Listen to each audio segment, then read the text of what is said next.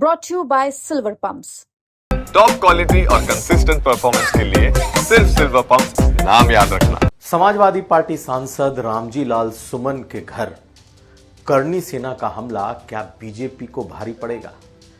क्या सियासी तौर पर करनी सेना का यह हमला बीजेपी के लिए सिरदर्द साबित होने जा रहा है?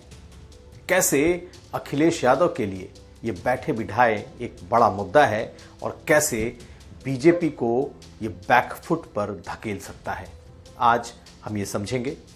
यह भी जानिए कि मुख्यमंत्री योगी आदित्यनाथ ने आज एक बार क्यों कहा कि तीसरी बार मुख्यमंत्री कौन बनेगा ये पार्टी तय करेगी।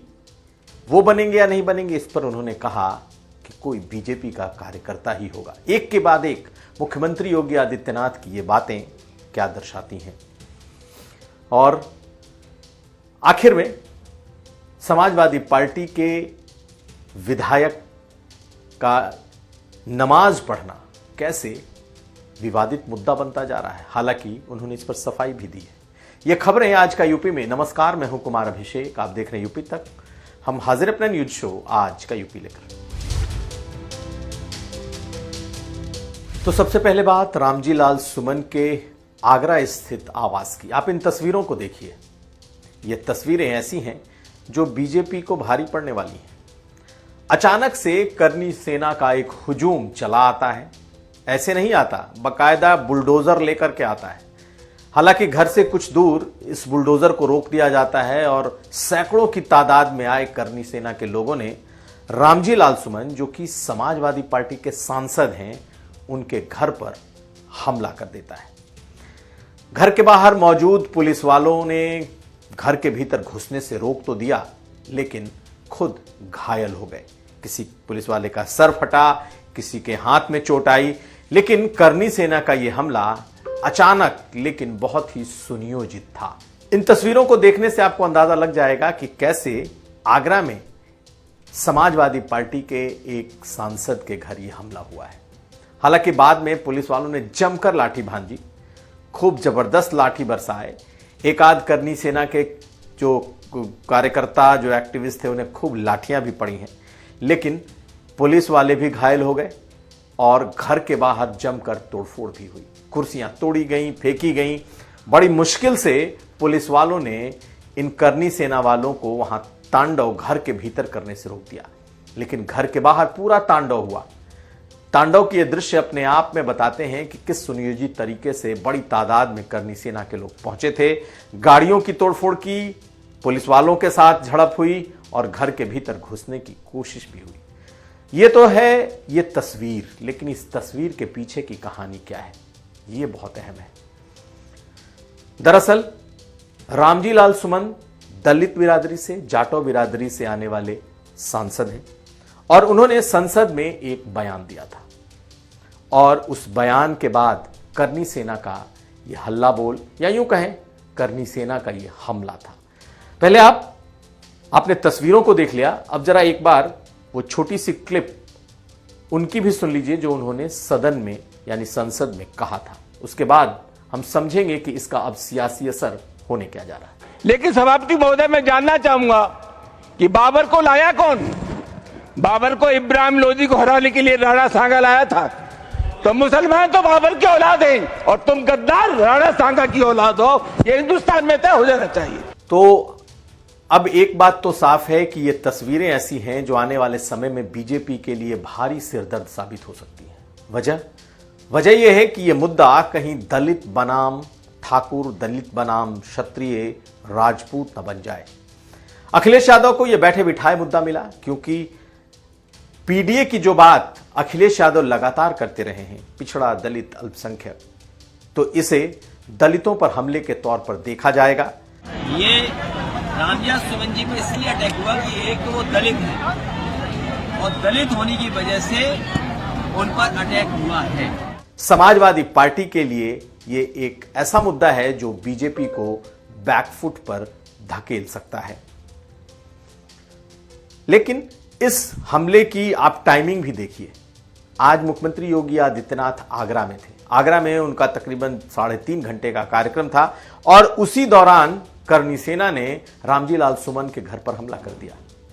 पहले से ही यह सरकार इस बात पर घिरी हुई है कि यहां पर एक खास बिरादरी, खासकर ठाकुर बिरादरी का वर्चस्व है और उनके हिसाब से इस सरकार में चीजें होती हैं।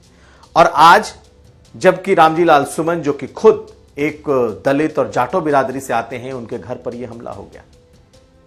इसके पहले अगर आप देखें तो तमाम जो क्षत्रिय संगठन है या राजपूत, ठाकुर या क्षत्रिय नेता हैं, आज धनंजय सिंह ने ट्वीट किया, इसके पहले राजा भैया ने इस बारे में कह दी।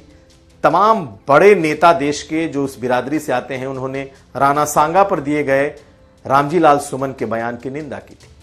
अगर निंदा तक ये बात रहती तब तक तो ये ठीक था, लेकिन अब जब घर पर हमला हो गया तो एक बिरादरी इसे अपने प्राइड, इसे अपने स्वाभिमान के साथ जोड़ सकती है। यानी कि जाटो बनाम कहीं ये ठाकुर ना हो जाए। और पूरी कोशिश इस बात की जरूर हो रही है कि इस मामले को इसी तर्ज पर आगे ले जाया जाए। कोई ले जा पाएगा या नहीं, लेकिन सियासत इस रास्ते पर बढ़ जाएगी।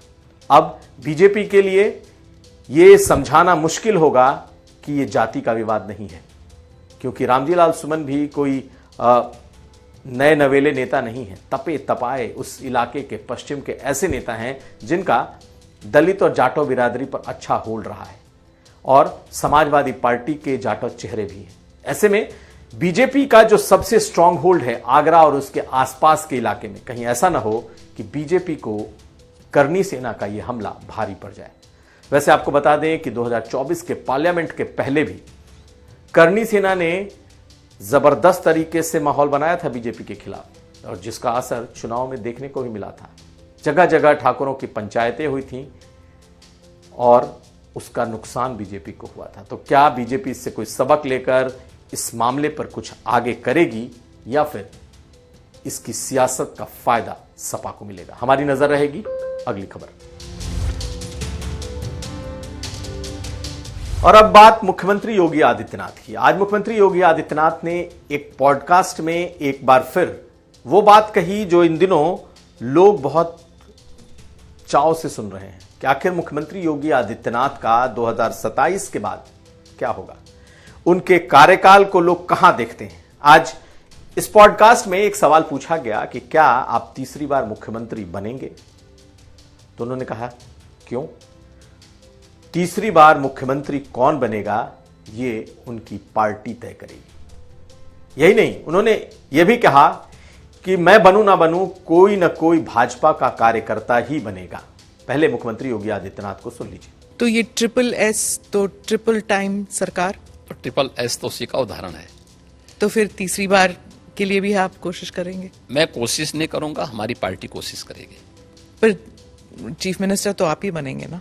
नहीं, मैं क्यों बन सकता हूं? भारतीय जनता पार्टी का कोई भी कार्यकर्ता बन सकता है।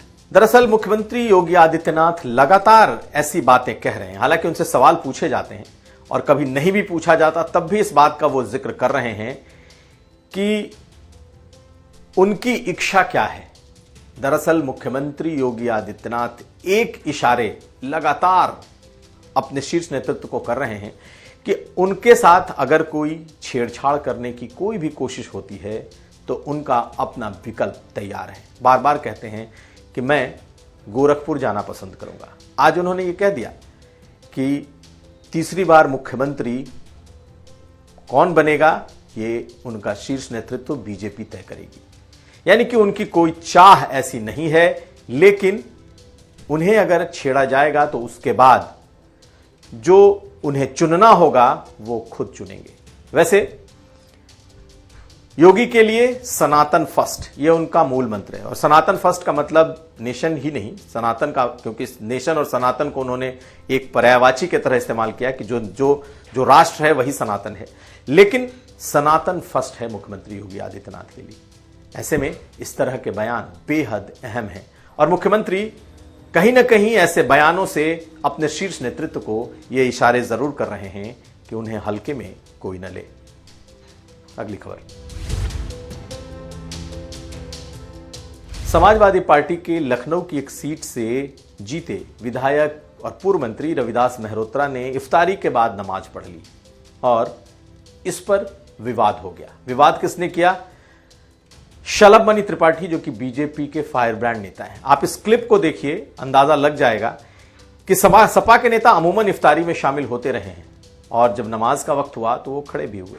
खैर, क्या कहा शलमणि त्रिपाठी ने और कैसे सफाई दी है रविदास मेहरोत्रा ने, सुन लीजिए। गोल टोपी पहन के जो लोग अपने धर्म के साथ मजाक कर सकते हैं, हिंदू होते हुए नमाज पढ़ के जो लोग अपने धर्म को धोखा दे सकते हैं।